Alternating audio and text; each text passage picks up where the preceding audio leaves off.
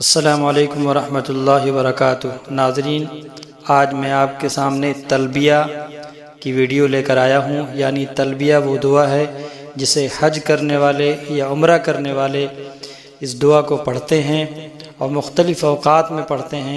احرام پہننے کے وقت پڑھتے ہیں اور دیگر اوقات میں پڑھتے ہیں۔ وہ آج تلبیہ آپ کے سامنے لے کر آیا ہوں۔ ان کے الفاظ، اس کا معنی آپ اسے ملاحظہ فرمائیں۔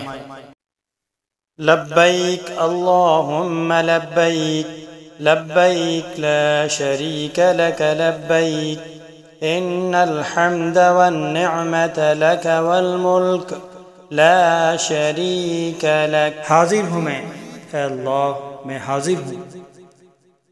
حاضر ہوں میں، تیرا کوئی شریک نہیں۔ میں حاضر ہوں، تمام حمد تیرے ہی لیے ہے اور تمام نعمتیں تیرے ہی طرف سے ہیں۔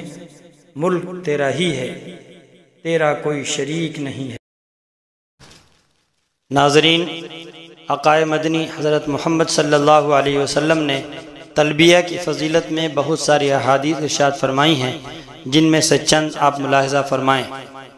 عن جابر رضی اللہ عنہ قال كانت تلبیۃ رسول اللہ صلی اللہ علیہ وسلم لبیک اللہم لبیک لبیک لا شریک لک لبیک ان الحمد والنعمت لک والملک لا شریک لک۔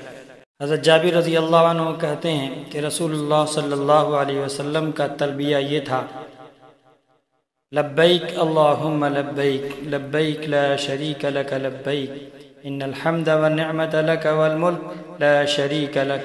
ایک حدیث میں آپ صلی اللہ علیہ وسلم نے فرمایا: عن سہل بن سعد الساعدی رضی اللہ عنہ عن رسول اللہ صلی اللہ علیہ وسلم قال: ما من ملب يلبي الا لب ما عن يمينه وشماله من حجر او شجر او مدر حتى تنقطع الارض من ها هنا وها هنا۔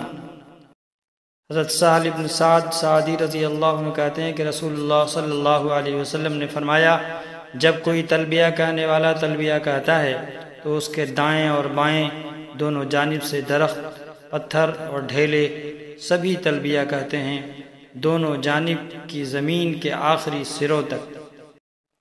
اگلی ویڈیو میں آپ دیگر حدیث کا ملاحظہ فرمائیں گے اور اس کے بارے میں مزید تفصیلات سے آپ جان سکیں گے۔ والسلام علیکم ورحمۃ اللہ وبرکاتہ۔